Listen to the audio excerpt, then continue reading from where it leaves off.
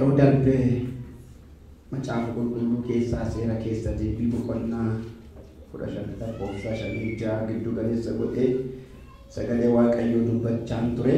Arrammoo Milkiyaas 3:6-11 dubbisaa akkas jedha. Itti fufees ani waaqayyo waan an ta'eef hin geddiramu. Kanaaf yaa ilmaa Yaaqoob isin raawwattanii hin badne. Bara abboota keessaniitti jalqabdanii hamma ammaatti isin seerrata koorraa gortaniittu. Isa hin eegnes ani waaqayyo gooftaa maccaa.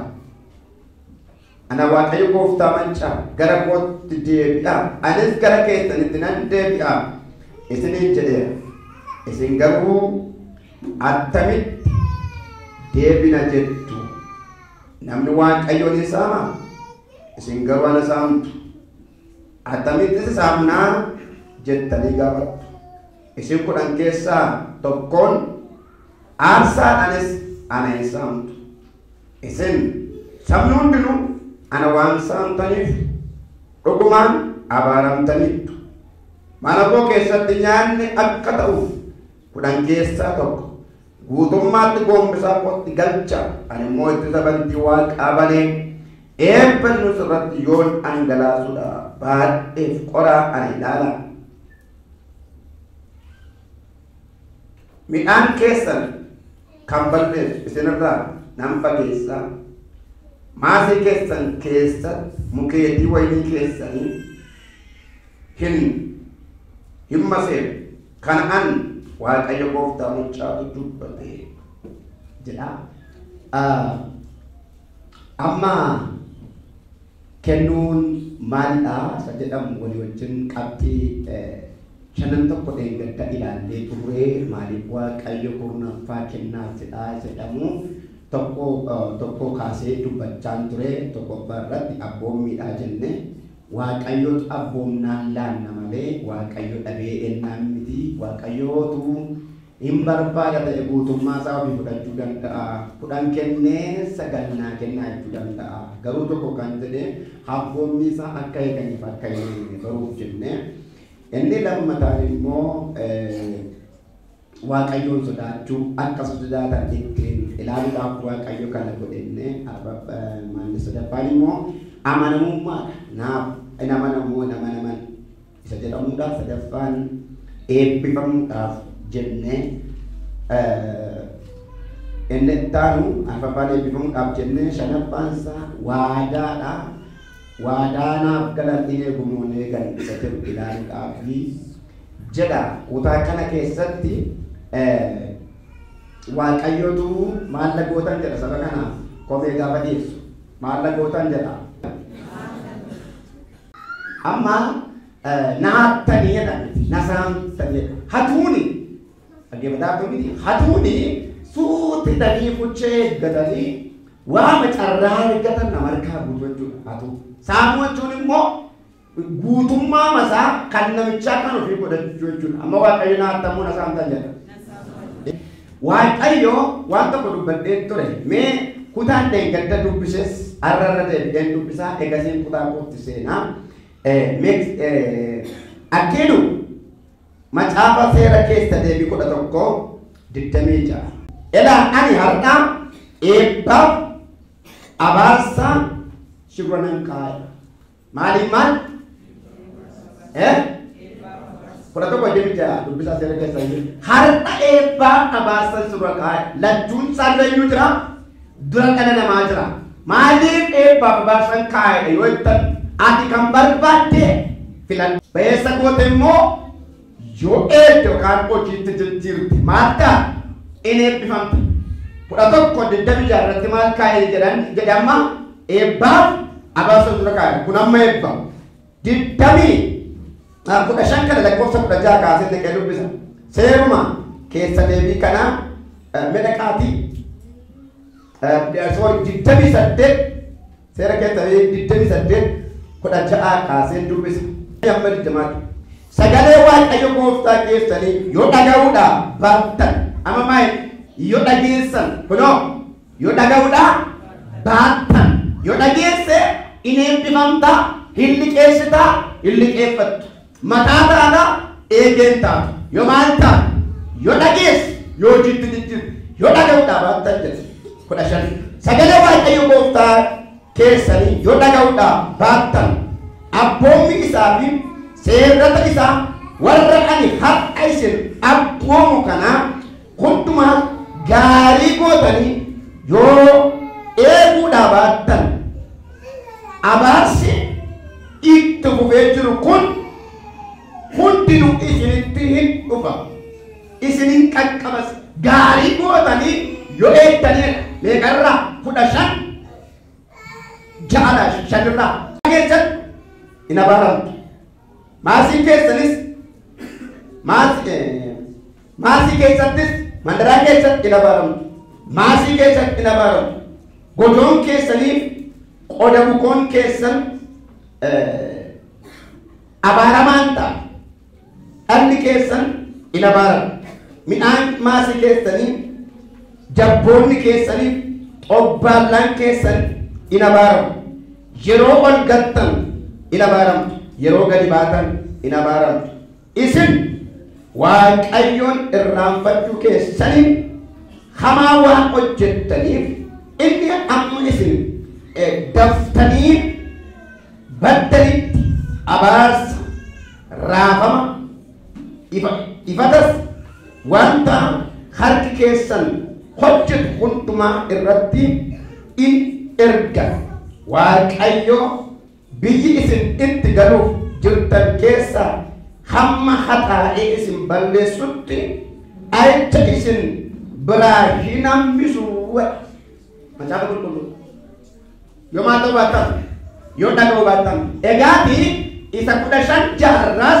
nutu filataa isa 28 15 ammaarraa nutu filataa abbaadha jechuudha yookaan soba dhugaanillee faallaa biyya ol faalleessan yookaan baadha kan barbaadde nyaattaa jechuudha kana keessa kanaaf yeroo tokko tokko jireenya kiristaanummaa keessatti ammanni isa kantu jireenya keenya irratti mul'achaa jira naadhame isin ibaada tokkodha mana keessan madaala jireenya keessan madaala oolmaa keessan madaala maal taatu manatti dabaarantan qoda bukuun keessa hin abaaraman dhalli keessa abaaramaadha maasii keessa abaaramaadha deebi'amaa keessan raabaa jiraachaa jirtu siitto laayiraa guuttattaniittu gammadaa jirtu maaliif jennaan waaqayyo waaqa dhaqa gaafta dubbadheen ture seera uumamaa keessatti addaamiin muka abaasaa kana goosee muka jireenyaa kana bichaa kaa'uu danda'a ture garumaa inni qajeelfama isaa qajeelfama waaqayyo eeguun dirqama waan ta'eef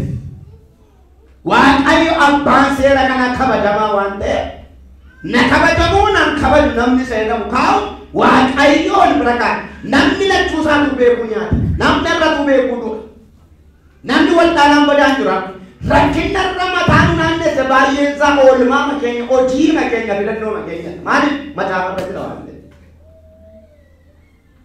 waan akka duudeen fudhattee biyyoo gommattoon keessa waaqayyo callee deesii ilaala maaliif sila sitti meera waan ta'eef filattee dhatte waan ta'eef beektee dhatte waan ta'eef jechuudha naaf amma namoonni waaqayyoon yeroodhaan waaqayyoon yeroo waaqayyo isaaniif kenne waaqayyoo billaata amma waaqayyoo waaqeffachuun guyyaa meesa kurnoo keessa ni dhiisa waaqayyo guyyaa meeqa hojjette dubbadame beekabbaat naa sagalee guyyaa isaa gaafa hojii keessan hojjechaa turtan sa'aata walitti biiroo dhaqaa turtanii sa'aata liitirraa kaa turtanii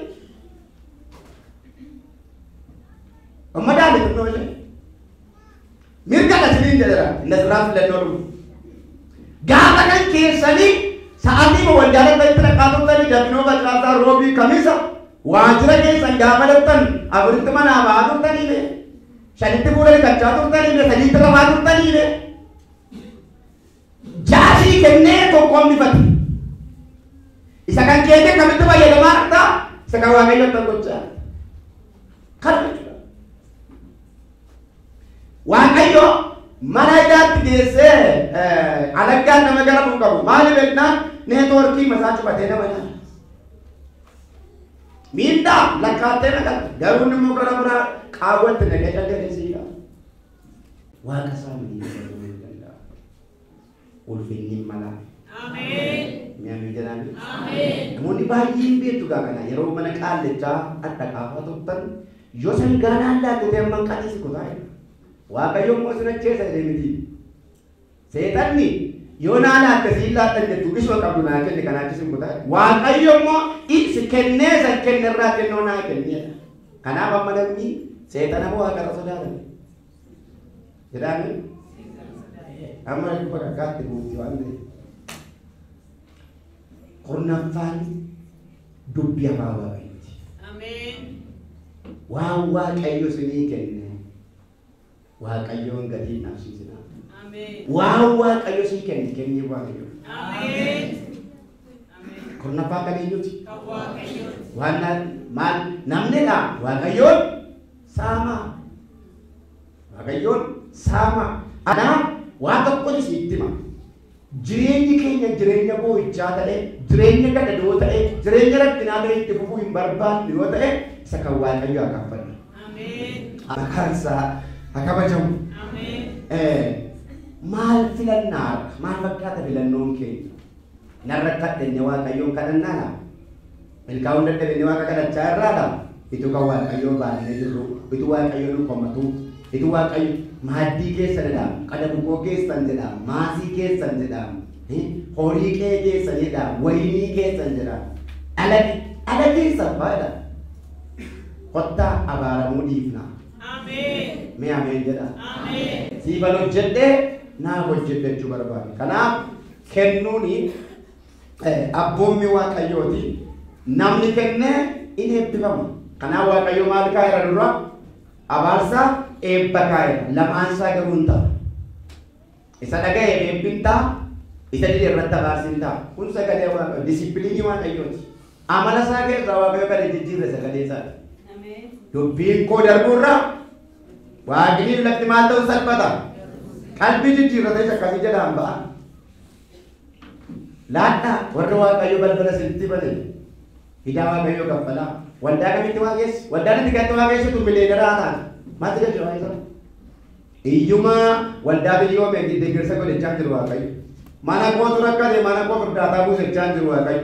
Siin kenne naa kennachaa jira. Ilaa garaagara miti? Garaagara. Natu rakkatee na gargaara jechaadha biyyi Waaqayyo.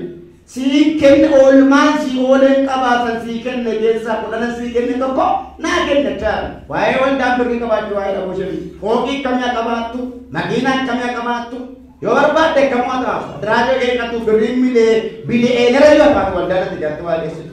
Garuu kan ati kennitu rakkoo waldaan miti gurroon geggeennam abboommii Waaqayyooti. Mee abboommiidha. Dabalaatadha. Namni kudhan keessaa tokko Waaqayyoo miilaanne Waaqayyo irraa garagaleera. Namni kudhan keessaa tokko Waaqayyoo miilaanne Waaqayyootti duddaa gateera. Maal ta'uu diddan? Natti deemuu diddan narraa garagaltaniidha. Macaafa jedha kaa mitire yoo kudhan keessaa tokko laanta maal ta'e gara kootti deebisaniitu. Inni ittaanu kennuun maalodha? Isa jedhamuufi kennuun waaqeffannaadha. Macaafa fakkeenyaa boqonnaa 3:9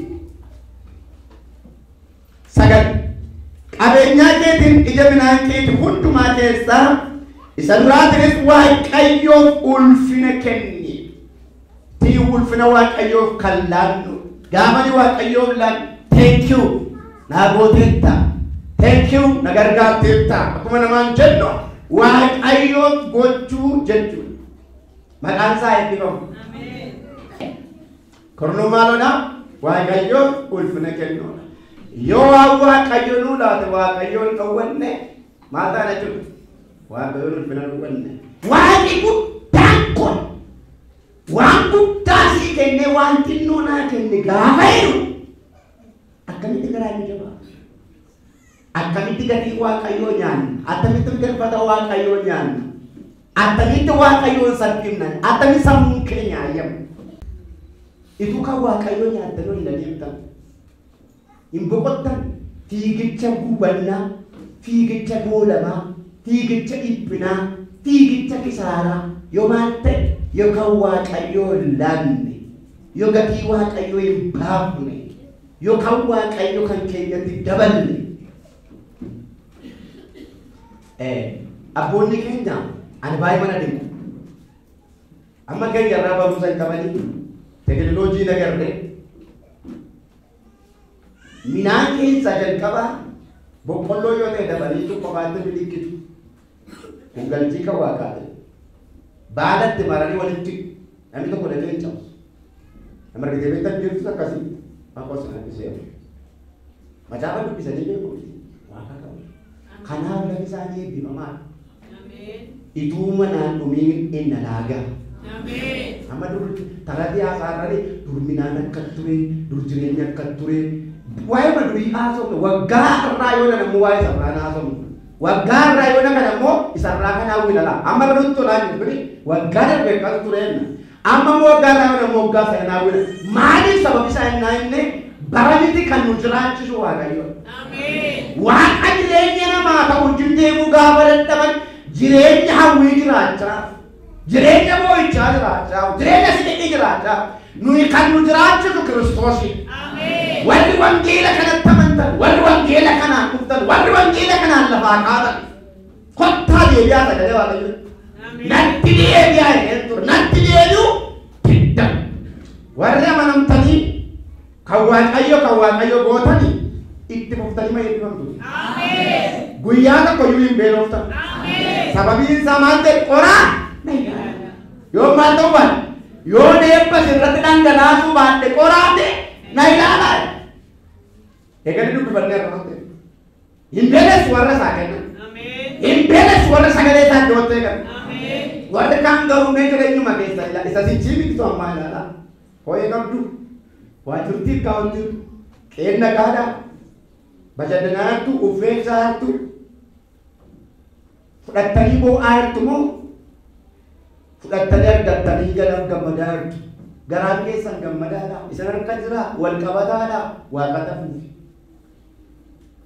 eeganaan laattu ta'ee gara biraatti sirri rakkina sitti kaase goolii sitti kaase dhukkuba sitti kaase jeequmsa sitti kaase jeejee sitti kaase gabaa sitti ol kaase fuunee dhalli lakkoomne peessaanii tokko kan hin taane waa binne chitarchaaballee gallanii sababa waaqayyo keessan jirree fakkaate kottaa adeebiru wal shawwaduu dhiibna walitti haallaluu dhiibna walirratti qulqulluratti beekamuu hin dhiibna Kiristoos maa beeku amma kan dhukumachaa jiru waldaa miti jaarsolii miti tajaajilaa miti eewu sagalichi sagaleen nama tuffannaan namni tuffatamaadha mee ameen jedha nama sagaleen lafaa kaasee yoo gadi hin teessisu mee nan baale dabalee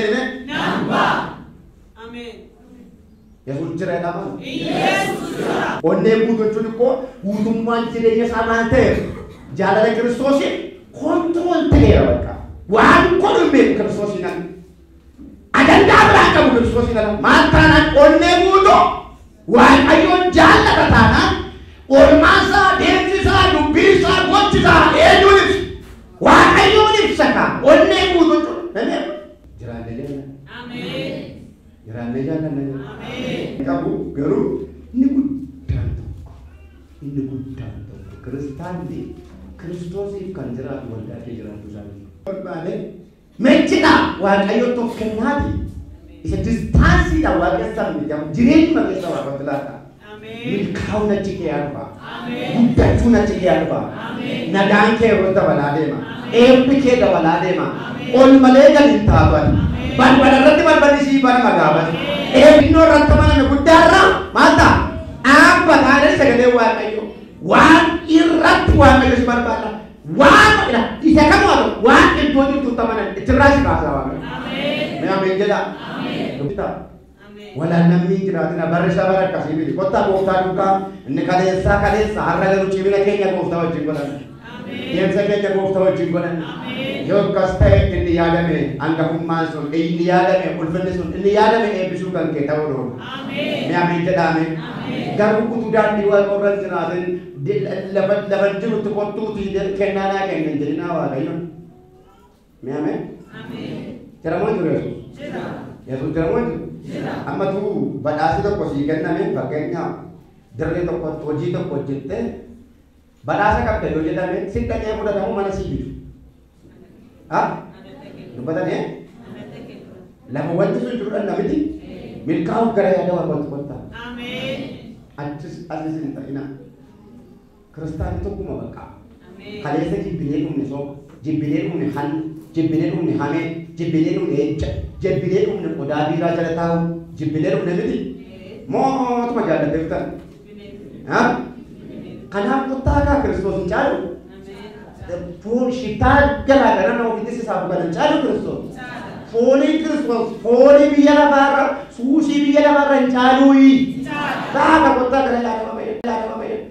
Qottaa gara dudduubii isaa qottaa gara ulfina isaa yeroo sana ofirraa hafte dhalootaaf taata. Ofirraa hafte lammii keef taata. Ofirraa hafte biyya keef taata. Ofirraa hafte waldaa kiristaanaa